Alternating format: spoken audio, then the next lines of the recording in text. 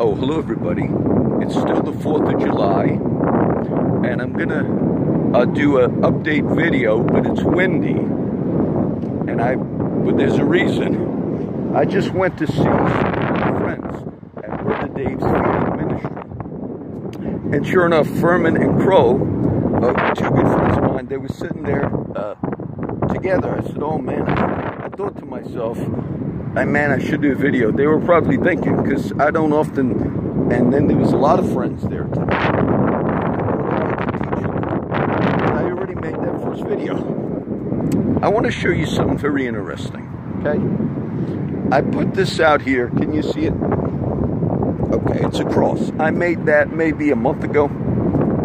And sometimes my friend Furman parks here, as a matter of fact. And the last time I did a little teaching video, sometimes I'll try and get out of the wind. There's a little thing here. Sometimes when I'm with Furman, I just feel like teaching is, you know, he's into the word, but yet, you know, he's got struggles as a lot of my friends. But he kind of, I think, appreciates more when I get into the word. But I'm not sick. Crow likes it too, and the other friends like it too. But when last time I was with Furman, which happened to be out here, maybe a few months ago, you'll see a lot of my videos say teaching with Furman. And there was an old, somebody was rolling a cigarette with the Bible page, which a lot of homeless guys do. And I had it in my wallet, and I pulled out that page, and it was on Galatians. I said, okay, I'm going to teach with Furman from this rolled cigarette Bible page, but it was Galatians, the story of Abraham, and how Paul uses Abraham had two sons. And he contrasts Ishmael and Isaac, but he doesn't do it in an ethnic way. Many of the end-time prophecy teachers, I'm going to try and make this valuable, but you need to stay till the end, because there's a reason I did this. But many of the end-time prophecy teachers, they will read the story about Ishmael and Isaac, and Ishmael is naturally the father of the Arabs or Muslims. They trace their lineage to Ishmael in the Old Testament. But when Paul uses it, he's not talking about Arab or Muslim Christian wars, because when Paul uses that in the book of Galatians, which I taught, go to my commentary, go to that chapter.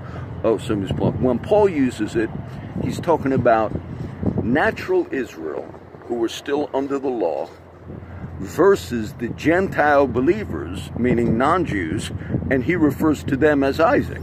So the children of the promise are the Gentile believers, and the children that were in bondage, the Ishmael, according to the Apostle Paul in Galatians, were Jewish, ethnic Jews who did not move on into the reality of Christ as Messiah.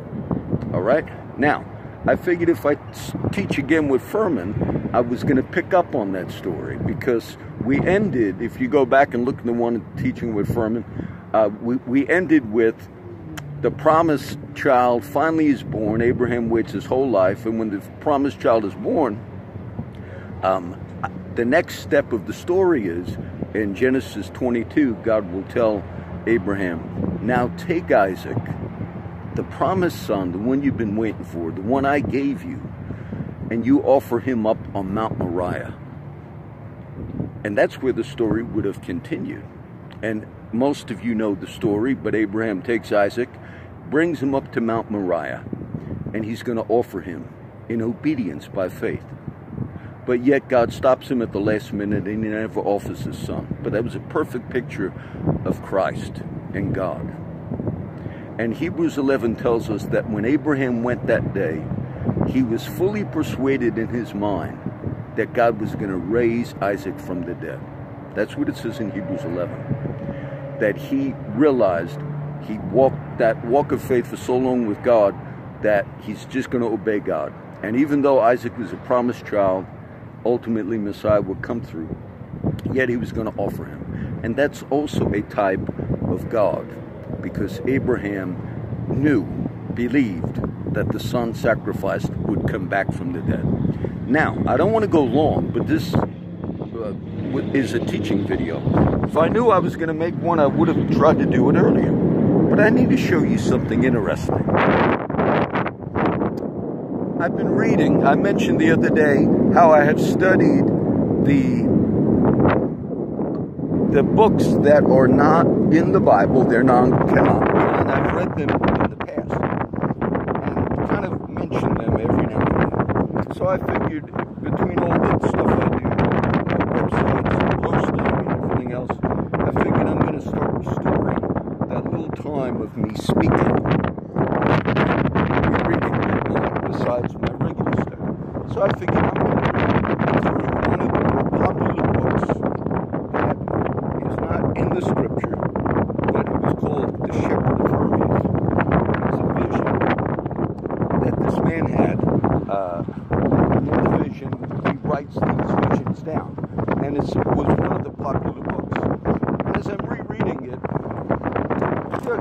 it's not scripture, but I'll read it and try to understand what it's saying. And he has this vision, and this woman appears to him. The man's name is Hermes. But the woman, and in scripture, when we see angelic appearances, they're never females. And that's what initially, when I first read through it, caught my mind. But then at one point in that vision, the woman asks this man, this Christian, she says, "Who do you think I am?" And he kind of says, "A sibyl," or meaning something not from God.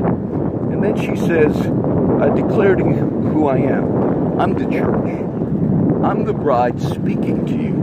And I remember I wrote some notes when I originally read that book, years ago, the book called The Shepherd of Hermes. But this time, as I was reading it, I said, "Oh, okay, I'm seeing a few different things from it." And don't take me wrong, I'm not preaching it as scripture. But something that was interesting, in the vision, she tells this Christian man by the name of Hermes, he says, go to a place by yourself, alone, an area where you're going to be by yourself. And right away in my mind, I thought, oh, look at all my spots. This would be one of them. I have one over that way where I walk my dog out. If you look at all these four corners of the water here, all of these are like prayer spots for me. And I love it because I live right back there. But in the vision, she said, now look, I have not read that in 10 years ago. But she said, but there will be a bench. As he showed up to the spot where he was supposed to be, just alone with God, it says he saw a bench just there, sitting there. Okay, now I just read that the other day. I've been coming to this prayer spot for so many years. And as I walked up, look what was sitting there.